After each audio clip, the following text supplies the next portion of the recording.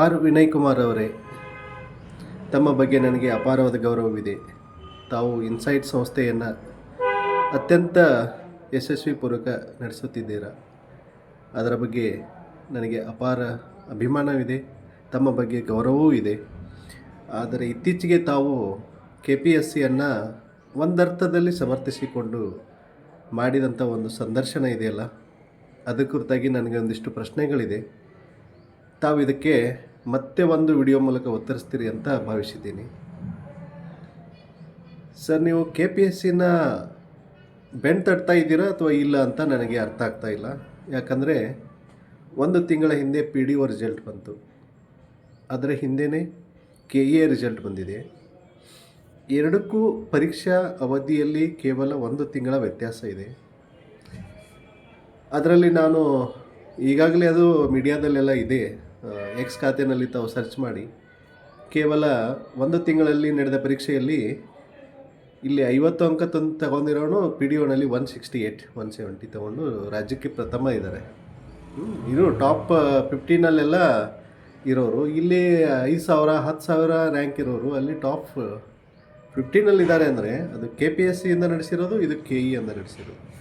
ಆ ಹೋಲಿಕೆ ತಾವು ಮಾಡ್ಬೋದು, ಅದು ಪಬ್ಲಿಕ್ ಡೊಮೇನಲ್ಲಿದೆ.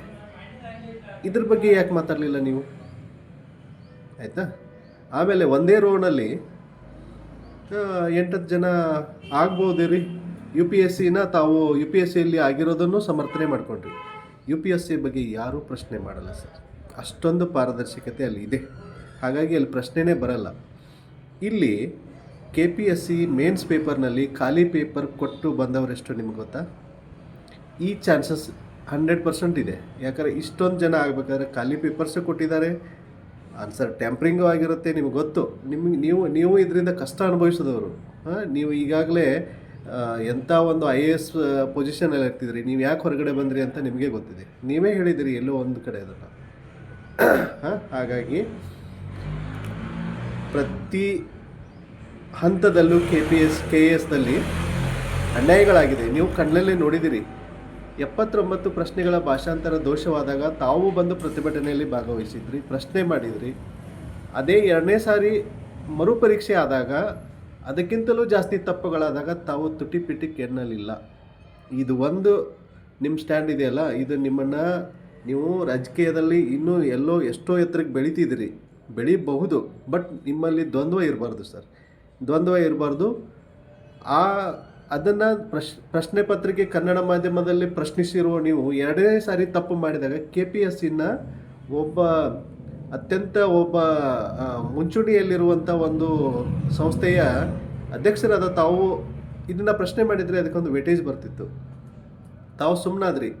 ಇದರ ಅರ್ಥ ಏನಂತ ಅರ್ಥ ಆಗ್ತಿಲ್ಲ. ಈಗ ಅವಶ್ಯಕತೆ ಇಲ್ಲದೆ ನೀವು ಬಂದು ವಿಡಿಯೋದಲ್ಲಿ ಸಮರ್ಥಿಸ್ಕೋತಾ ಇದ್ದೀರಿ ಅಂದಾಗ ನಾವು ಕೇಳಲೇಬೇಕಾಗುತ್ತೆ. ನೀವು 2ನೇ ಸಾರಿ 79 ಕನ್ನಡ ಮಾಧ್ಯಮದ ವಿದ್ಯಾರ್ಥಿಗಳಿಗೆ ಪ್ರಶ್ನೆಗಳು ತಪ್ಪಾದಾಗ ಅದನ್ನು ವಿಶ್ಲೇಷಿಸಬಹುದಿತ್ತಲ್ಲ, ನೀವು ಮಾಡಲೇ ಇಲ್ಲ. ಯಾಕಂದರೆ ನಿಮಗೆ ಮೇನ್ಸ್ ಆಗಬೇಕು, ರಿಸಲ್ಟ್ಸ್ ಬರಬೇಕು, ನೆಕ್ಸ್ಟ್ ಬ್ಯಾಚ್ ಬರಬೇಕು, ತಮ್ಮದು ಆರ್ಥಿಕವಾದ ವಿಚಾರ ಅಂತ ಇದರಲ್ಲಿ ಸ್ಪಷ್ಟವಾಗುತ್ತೆ. ಹಾಗಾಗಿ ತಾವು ಈ ವಿಡಿಯೋ ಮಾಡೋ ಅವಶ್ಯಕತೆ ಇರಲಿಲ್ಲ. ಮಾಡಿದರೂ ಕೂಡ ನೀವು ಈಗ ನನಗೆ ಉತ್ತರ ಕೊಡಿ. ಆ 79 ಪ್ರಶ್ನೆಗಳಲ್ಲಿ ತಪ್ಪಿತ್ತಾ ಇಲ್ಲೋ ಅಂತ ನೀವು ಹೇಳಿ. ಯಾಕಂದರೆ ನೀವು ಡೈಲಿ ಇಷ್ಟು ಕ್ವಶನ್ಸ್ ನೋಡ್ತೀನಿ, ಇಷ್ಟು ವ್ಯಾಲ್ಯೂಯೇಷನ್ ಮಾಡ್ತೀನಿ ಅಂತಿರಲ್ಲ, ಆ ಕ್ವಶನ್ ಪೇಪರ್ ಬಗ್ಗೆ ಸ್ವಲ್ಪ ಮಾತಾಡ್ತೀರಾ? ಕನ್ನಡ ಮಾಧ್ಯಮದ ವಿದ್ಯಾರ್ಥಿಗಳಿಗೆ ಆದ ಅನ್ಯಾಯ ನಿಮಗೆ ಸ್ವಲ್ಪನೂ ಗೊತ್ತಾಗಲ್ವಾ? ಆಮೇಲೆ 1 ಕಡೆನೋ 2 ಕಡೆನೋ ಎವರೇಜ್ ಬರ್ಬೋದು ಅಂತ ಹೇಳ್ತೀರಾ. ಹಾಗಿದ್ರೆ ಈಗ 809ರಿಂದ 833 ಕೊನೆ ಸೀರಿಯಲಲ್ಲಿ 13 ಜನ 1 ಕಡೆ ಬಂದಿದ್ದಾರೆ.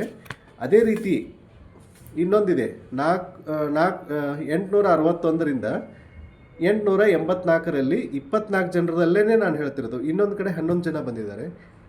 ಈ 11 ಜನ ಬಂದಿರೋರಲ್ಲೇ 2 ಬೆನ್ನಳ್ಳಿ ಅಂತ 2 ಇದೆ. ಇದಕ್ಕೆ ತಾವು ಉತ್ತರ ಕೊಡ್ಲಿಕ್ಕೆ ಸಾಧ್ಯ ಇದೆಯಾ? ಆಮೇಲೆ KPSC ಏನೂ ಮಿಸ್ಟೇಕ್ಸ್ ಮಾಡಿಲ್ಲ ಅಂತೀರಾ. ಕ್ವಶನ್ ಪೇಪರ್ ಬಂಡಲ್ ಓಪನ್ ಆಗಿದೆ ಅಂತ ನಾನು ಪದೇ ಮೀಡಿಯಾದಲ್ಲಿ ಹೇಳ್ತಾ ಇದ್ದೀನಿ. ಅದಕ್ಕೆ ನಾವೇ ಸೈನ್ ಮಾಡಿಕೊಟ್ಟಿದ್ದೀವಿ. ಆ ಹಾಲಲ್ಲಿರೋ ಎಲ್ಲ ಹುಡುಗರು ಸೈನ್ ಮಾಡಿದ್ದೀವಿ. BBMP ಅವರು ಸೈನ್ ಮಾಡಿಕೊಟ್ಟಿದ್ದಾರೆ, ಇನ್ವಿಜಿಲೇಟರ್ ಸೈನ್ ಮಾಡಿಕೊಟ್ಟಿದ್ದಾರೆ. ನಾನೇ ಓಪನ್ ಮಾಡಿದ್ದು, ಇದು ಓಪನ್ ಇತ್ತಂತ. ಇದು ನಿಮಗೆ ಸ್ವಲ್ಪನೂ KPSC ಬಗ್ಗೆ ಅನುಮಾನ ಬರೋದಿಲ್ವಾ? ಪ್ರಶ್ನೆ ಪತ್ರಿಕೆ ದೋಷ, ಸೀಲ್ ಓಪನ್ನು, ಆಮೇಲೆ ನೀವು ಒಬ್ಬ IAS ತರಬೇತಿ ಕೊಡುವ ಸಂಸ್ಥೆಯ ಮುಖ್ಯಸ್ಥರಿಗೆ ಅರ್ಥ ಆಗಲ್ವಾ? ನಮಗೆ 300 ಜನರಿಗೆ ಮುಖ್ಯ ಪರೀಕ್ಷೆ 4 ದಿನ ಇರಬೇಕಾದ್ರೆ ಹಾಲ್ ಟಿಕೆಟ್ ಕೊಟ್ಟಿದ್ದಾರೆ. ಮುಖ್ಯ ಪರೀಕ್ಷೆಯನ್ನು ನಾವು ಬರಿಬೋದಾ? ನಾವು ಕೇಳಿರೋದು 2-3 ತಿಂಗಳು ನಾವು ರಿಸಲ್ಟ್ ಬಗ್ಗೆ ನಾವು ಪ್ರಶ್ನೆ ಮಾಡಿಕೊಂಡು ಕೋರ್ಟಲ್ಲಿ ಎಳ್ದಾಡ್ಕೊಂಡು ಇರಬೇಕಾದ್ರೆ ಮುಖ್ಯ ಪರೀಕ್ಷೆಗೆ ಯಾರಿಗೆ ಕೊಡಲಿರಿ? ಒಂದು ಹಾಲ್ ಟಿಕೆಟ್ ನೀವು ಮುಖ್ಯ ಪರೀಕ್ಷೆ ಬರೀತೀರಾ ಅಂದರೆ 3 ತಿಂಗಳು ಟೈಮ್ ಕೊಡಬೇಕು. ಆ ಪರೀಕ್ಷೆನೇ ಇಲ್ಲದೆ ಬರೆದಿರೋದು ನಮಗೆ ಅನ್ಯಾಯ ಅಲ್ವಾ? ಇದಕ್ಕೆ ಕೇಳಿದ್ದೀರಾ ನೀವೆಲ್ಲಾದರೂ? ಸುಮ್ಮನೆ ಮೀಡಿಯಾಗೆ ಬಂದು ಅದು ಮಾತಾಡಿ ಅದು ಸರಿಯಲ್ಲ. KPSC ನೀವು ಸಮರ್ಥನೆ ಮಾಡ್ಬೋದು, ಇಷ್ಟು ಸರಿ ಇಲ್ಲ. ನೀವು ಬೇಕಿದ್ರೆ PDOನಲ್ಲಿ ರಿಸಲ್ಟಲ್ಲಿ ನೋಡಿ, KPSCಯಿಂದ ಆಗಿರೋದು ಒಂದೇ ಜಿಲ್ಲೆ, ಒಂದೇ ತಾಲೂಕು, ಒಂದೇ ಹಳ್ಳಿ. ಯಾಕಾಗುತ್ತೆ? ನಾನು ಯಾವ ಹಳ್ಳಿ, ಯಾವ ಜಿಲ್ಲೆ, ಯಾವ ತಾಲೂಕು ಅಂತ ಹೇಳಲ್ಲ. ಬೇಕಿದ್ರೆ PDO ಲಿಸ್ಟ್ ನೋಡಿ, KPSC ಅವರಿಗೆ ಅದು ತೋರಿಸಿ ನೀವು ಒಳ್ಳೆ ಕೆಲಸ ಮಾಡ್ತಾಯಿದ್ದೀರ ಅಂತ. ಬೇಕಿದ್ರೆ ಅವ್ರಿಗೆ ಶಹಬಾಸ್ಗಿರಿ ಕೊಡಿ. ಆದರೆ ಕನ್ನಡ ನಾಡಿನಲ್ಲಿ ಕನ್ನಡ ಮಾಧ್ಯಮ ವಿದ್ಯಾರ್ಥಿಗಳ ನೈತಿಕ ಸ್ಥೈರ್ಯ ಕಳೆದುಕೊಳ್ಳುವಂಥ ಯಾವುದೇ ಪ್ರಯತ್ನ ಮಾಡಬೇಡಿ. ಯಾಕೆಂದರೆ ಅಟ್ಲೀಸ್ಟ್ KPSC ಕ್ಲೋಸ್ ಆಗಬೇಕು. ಅದರಿಂದ ಯಾವುದೇ ನೇಮಕಾತಿ ಆಗಬಾರ್ದು. ಅಲ್ಲಿಂದ ಬರೋದು ಎಲ್ಲ ವಿದ್ಯಾರ್ಥಿಗಳಿಗೆ ಅಲ್ಲಿಂದ ನ್ಯಾಯ ಸಿಗಲ್ಲ, ಉದ್ಯೋಗ ಸಿಗಲ್ಲ ಅಂತ ಗೊತ್ತಾದ ಮೇಲೆ ಆ KPSCಯನ್ನು ಮುಚ್ಚಿಸಲಿಕ್ಕೆ ನಮ್ಮ ಉತ್ತರ ಕರ್ನಾಟಕದ ಯುವಕರು, ರೈತರು, ಎಲ್ಲ ವಿದ್ಯಾರ್ಥಿಗಳ ತಂದೆ ತಾಯಂದಿರು ಇನ್ನು ಮುಂದೆ KPSC ಮುತ್ತಿಗೆ ಹಾಕೋದು JCB ಏನು ಕೆಲಸ ಮಾಡುತ್ತಂತ ಗೊತ್ತಲ್ಲ, ಆ JCBಗೂ KPSCಗೂ ಹೋರಾಟ ಶುರುವಾಗೋ ಲಕ್ಷಣಗಳು ಕಾಣಿಸ್ತಾ ಇದೆ. ಹಾಗಾಗಿ ತಾವು UPSC IAS ಕಡೆಗೆ ಗಮನ ಕೊಡೋದಿದ್ದರೆ ಅತ್ಯಂತ ಪ್ರಾಮಾಣಿಕವಾಗಿ ಮನಸ್ಸಾಕ್ಷಿಯಾಗಿ ಕೆಲವೊಂದು ಪ್ರಶ್ನೆಗಳಿಗೆ, ನಾನು ಕೇಳಿರೋ ಪ್ರಶ್ನೆಗಳಿಗೆ ಉತ್ತರ ಕೊಡಿ. ನಮಸ್ತೆ.